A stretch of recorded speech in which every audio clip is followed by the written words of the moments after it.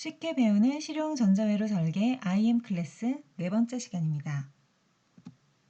혹시 1강부터 IM 클래스를 보신 분은 이 그림 또 나왔네 하실 겁니다. 전자회로 설계를 위해 가장 먼저 이해할 것, 동작과 기능, 환경, 가격에 대해 간단히 그럼에도 요목조목 한번 살펴보도록 할게요. 먼저 동작과 기능입니다. 이해를 좀 쉽게 하기 위해서 우리 사람의 행동에 전자회로를 한번 대입해 봤어요. 먼저 사람이 움직이고 생각하려면 뭐가 필요하죠? 심장이 뛰고 피가 돌아야 됩니다. 바로 에너지가 필요합니다. 전자회로에 대입하자면 전원, 전압이 있고 전류가 흘러야 돼요. 사람은 음식으로부터 힘을 얻어요. 음식으로부터 힘을 얻고 전자회로는 외부로부터 전원 소스를 받아들입니다. 그러면 이렇게 힘을 받으면 전원을 받으면 요이 땅 바로 움직일 준비를 하게 됩니다. 생각하고 움직일 준비를 하게 되는 거죠. 그 다음은 입력 부분을 한번 볼게요. 여기에는 시계가 있어요. 이 시계가 외부 자극이 됩니다. 그 외부 자극이 바로 입력이에요. 자, 이 외부 자극은 하드웨어 접점인 눈으로 가게 됩니다. 이 부분을 외부의 신호와 외부의 회로와 내가 만들고자 하는 회로가 만나는 지점, 이 지점을 보통 인터페이스라고 해요. 인터페이스라고 하는데 여기서는 눈이 지금 그 만나는 접점 인터페이스가 되는 거겠죠. 이 인터페이스 하드웨어가 이 신호를 받아들입니다. 그리고 바로 그 신호를 여기 노란색 사람의 뇌로 전달을 해줘요. 사람의 몸에서는 뇌가 되겠지만은 전자회로에서는 마이크로 프로세서, 줄여서 마이컴이라고 하죠. 마이컴으로 이 신호가 전달이 됩니다. 그러면은 이 마이컴은 판단을 해요. 신호를 받아들여서 사태 파악을 하는 거죠. 지금이 몇 시구나 라고 인식을 해요. 그리고 나서 몸한테, 바로 하드웨어한테 명령을 내립니다. 늦었으니까 바로 튀어나가라고 그렇게 명령을 내리죠.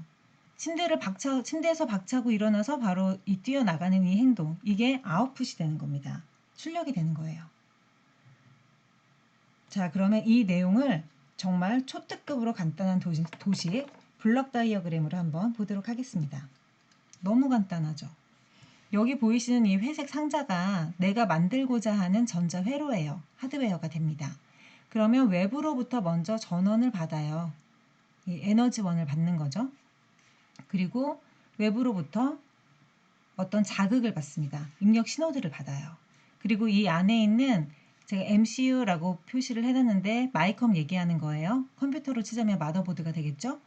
여기에도 또 별도의 전원이 들어가고 내부에서 전원을 넣어주고 입력 신호가 들어갑니다. 그리고 출력도 나가죠. 그리고 이 회로 밖으로 필요한 경우에 또 출력을 내보내기도 해요. 너무 간단하죠?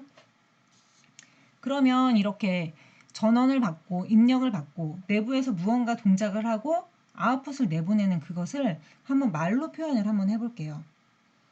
일반적으로 전자회로의 동작과 기능을 어떤 식으로 말로 풀어서 설명을 하는지 한번 예시를 들어볼게요.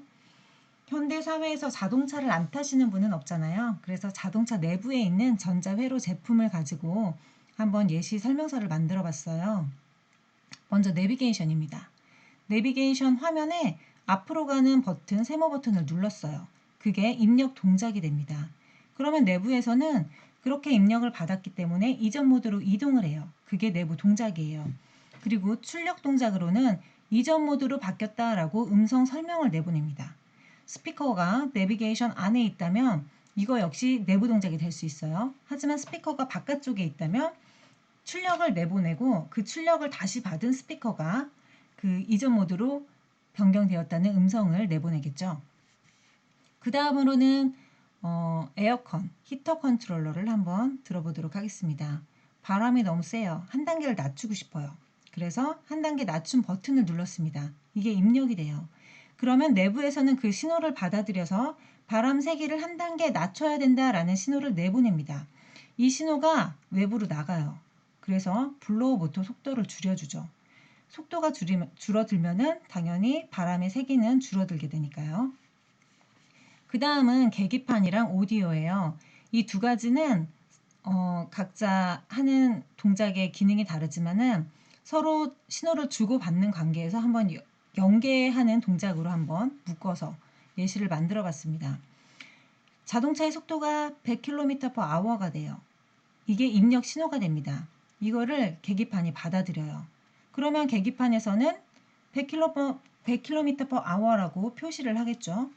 그리고 그 신호를 오디오로 전달합니다.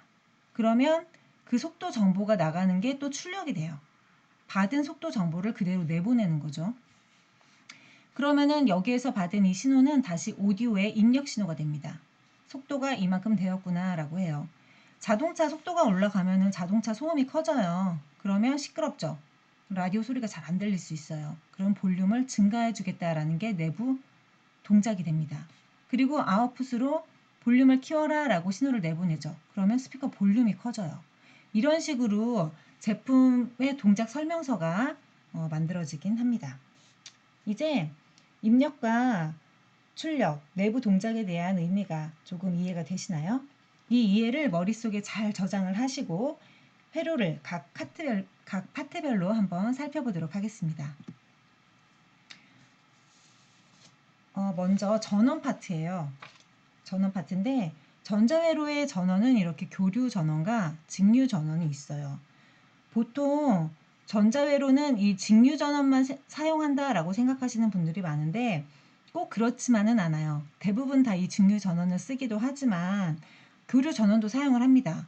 교류 전원을 써서 뭐 트랜지스터에 그런 소스 전원으로 줘서 뭐 전류를 증폭한다던가 그런 식으로 사용을 하기도 해요.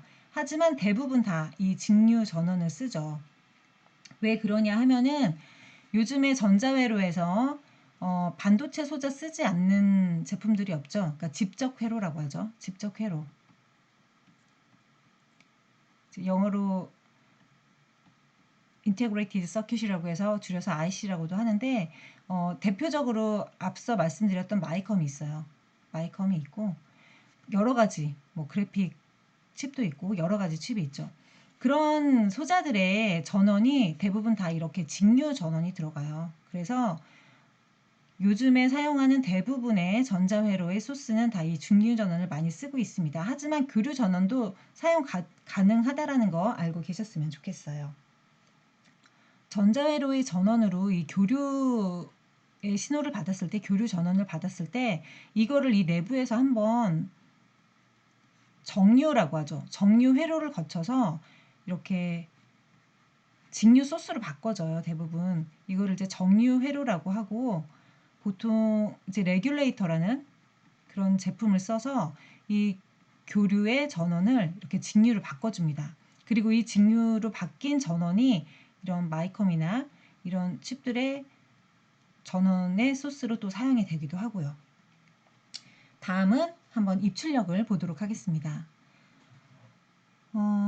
입력 신호에 따른 동작을 먼저 자세히 명확히 아셔야 돼요. 입력 신호가 어떤 상태일 때 회로가 어떤 동작을 해야 되는지 명확히 이해를 하시고요. 출력 조건 역시 확인하셔야 됩니다. 어떤 조건에서 어떤 출력 신호를 내보내는지 명확히 먼저 파악이 하셔야 됩니다. 여기 보이시는 이 것들은 다 입력과 출력의 신호의 종류예요. 신호라는 거는 회로만 봐서는 사실 한눈에 알 수가 없어요. 회로의 어떤 한 지점, 한 노드를 딱 찍었을 때 측정을 했을 때 나오는 신호예요. 대표적으로 가장 많이 볼 수 있는 신호의 그런 어떤 입력과 출력의 신호를 제가 한번 예시를 들어본 거고요. 여기 보이시는 이런 신호 같은 경우는 값이 자꾸 변하죠. 이제 Y축이 이제 전압이라고 봅시다. 이건 이제 아날로그 신호가 되는 거죠. 그런데 그 밑에 있는 신호를 봤을 때는 0이냐 1이냐 1이냐 0이냐 딱 떨어지죠. 디지털 신호가 되겠죠. 그리고 이 신호 같은 경우는 주파수 성분을 가지고 있어요. 주기가 딱 정해져 있죠. 정확한 주기가 정해져 있고 이 옆에 신호도 비슷해요. 비슷한데 조금 달라요. 여기 보시면은 하이인 부분이 조금 깁니다. 그리고 로우인 부분이 짧아요. 그런데 주기는 이렇게 정해져 있어요. 주기는 일정한데 로우가 더 기냐 하이가 더 기냐 비율이 달라요. 이게 듀티 레시오라고 얘기를 해요. 이게 듀티 비율이 다른데 이렇게 동일한 주파수 성분을 가지고 있지만 그 안에서 하이가 차지하는 부분, 로우가 차지하는 부분 그 비율이 다르죠. 이렇게 듀티 레시오가 다른 이런 신호가 들어오기도 합니다. 출력도 어떤 출력을 내보내느냐에 따라서 달라요. 측정을 하면은 뭐 신호에는 크게 차이가 없습니다. 이런 신호들은 어떻게 알 수가 있냐면 내가 만약에 회로를 어떤 실물로 만들었어요. 실물로 만들었으면은 이제 여기 보이시는 이 기계 보이시죠? 오실로스코프라고 하는데 실물을 측정할 때는 이 기계를 사용을 해요. 그러면 여기 아마 파형 보이실 거예요. 어떤 특정한 주파수 성분을 가지고 있는 파형이 보이시죠? 이런 그런 신호들을 측정을 할 수가 있고요. 아직 내가 실물을 만들지 않았어요. 현물이 없을 때 그냥 회로도만 있을 때에는 시뮬레이션 툴이 있습니다. 대표적으로 피스파이스 같은 거 있죠. 가장 많이 쓰는 거요.